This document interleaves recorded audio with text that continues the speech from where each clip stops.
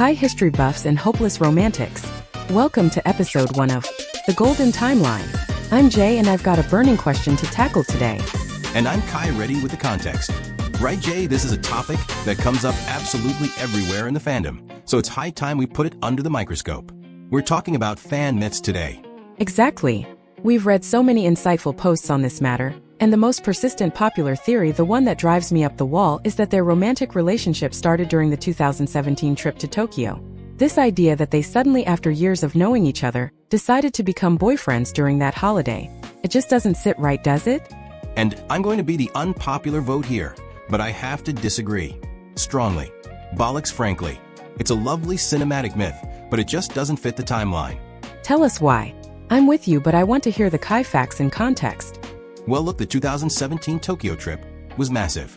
The resulting film G.C.F. in Tokyo cemented the relationship and strengthened it, no doubt. They finally got a few days of total privacy, just being themselves alone with each other with no outside interference. It was a well-deserved break where they could truly relax. But it was absolutely not the catalyst that brought them to the decision to have a full-blown relationship. That profound connection was already fully baked in. Think of the G.C.F. as an anniversary film, not a first date film. What were they doing? They were filming each other with ease, sharing quiet meals, wandering through parks. That level of comfort, that cinematic tenderness, you don't film someone like that on the day you decide to start dating. That's intimacy forged over years. Precisely. And that's because you can't even use those standard dating analogies with these two, can you? It's completely different. These are two young men who literally spent their entire formative years together. It's the depth of the shared experience that makes it unique. For Jungkook, Jimin was there throughout his entire defining teenage period.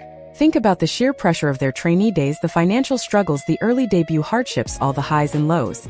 They became young adults living under the same roof, practically in each other's pockets 24/7. That shared history is their secret sauce. You simply cannot compare that deep battle-tested bond to someone who meets and starts dating slowly, getting to know each other. They didn't need a week in Tokyo to figure things out. They've been figuring things out since they were teenagers. The Tokyo trip was a celebration of that foundation, not the genesis of it. Agreed. And that brings us straight to another massive misconception that runs wild, which is the idea that Jungkook didn't like Jimin at the start, with some going so far as to say he practically hated him. Oh, that one is frustrating because it completely misinterprets teenage awkwardness as genuine malice. It's miles off the mark. The reality is that Jungkook was incredibly young when he joined the group right at the start of his defining puberty years. He was the youngest, and he struggled with finding his place. He was defining who he was, what he actually wanted. And he sought out different kinds of support from his older members. He found an older brother in Jin, someone to look up to, in RM, someone to just hang out with in Tae. Meanwhile, the fans saw Jimin being super friendly with the affection, constantly saying how cute JK was and how much he liked him. So they saw what looked like a tug-of-war. Jimin pushing with affection, and JK seemingly pushing him back. They interpreted that struggle for personal space as outright dislike or rejection. But that narrative was largely fueled by oddly edited clips, wasn't it? If you watch the full context, what looks like rejection is actually a very young man trying to manage his own growth and identity, while someone is offering him constant, unwavering soft support that he wasn't quite ready to fully absorb yet. Jimin was never offended. He understood. Exactly. It wasn't hate, it was an awkward teenager needing space to breathe, and Jimin was the only member who consistently offered that blend of relentless affection and total patience. He was always there waiting for JK to come out of his shell. And that's why the comfort moments, which predate Tokyo by years, are so important, because they prove that the profound connection was already there. We have to bring up the "I need you" win moment from 2015. Oh, the definitive origin point. Jungkook was visibly upset, sobbing really after their first big win, overwhelmed by the emotion of it all. And who, out of all the 6 members celebrating around him, instantly turns and locks onto him? Jimin. He drops his own celebration, rushes over, pulls JK into his arms, and just holds him tight. No words needed, just that steady, comforting presence. It's the visual definition of the Hyung, who is always there for the maknae when the pressure is too much. That moment in 2015 proves the theory of a 2017 start date is dead wrong.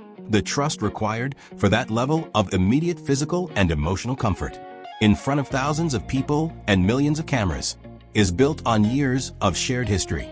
It showed us who the emotional safe harbor was long before Tokyo. The story isn't Jungkook finally accepts love in Tokyo. The story is two young men grow up together building a profound, unique history that eventually blossoms into something golden. And that's the timeline we're here to track. It certainly gives us a lot of content, Jay. Before you go, if you love this chat, do us a huge favor. Like and subscribe so you never miss a new episode. Thanks for tuning in to the Golden Timeline. And if you want to check out some soft, and some not so soft, fantasy JiKook moments, have a look at Addison's stories right here on their channel. We'll put a link for that down in the description box below. Cheers! See you next time.